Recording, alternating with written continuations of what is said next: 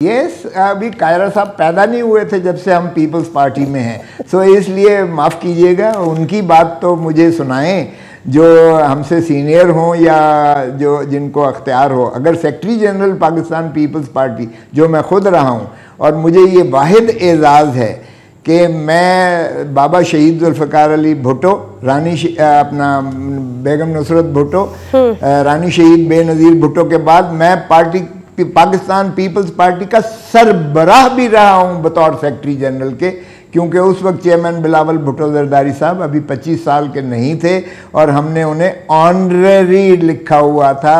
और आप वेबसाइट पे चले जाएं पाकिस्तान पीपल्स पार्टी की, 4 साल तक मैं सरबराह पाकिस्तान पीपल्स पार्टी रहा हूं। ये मुझे वाहिद एजाज़ हासिल है कि जिस पार्टी को शहीद बेनज़ीर बाबा जुल्फ़िकार अली भुट्टो साहब ने दाग बेल्ट डाली थी और जिसकी रानी शहीद बेनज़ीर भुट्टो रहीं, उसका मैं हेड ऑफ़ द पार्टी भी रहा हूँ। सो इतना मुझे ये जो खिलवाड़ कर रहे हैं ये इतना आसान नहीं है ना। उनको बड़ा मोहतात होना चाहिए जब वो ऐसी बात करें।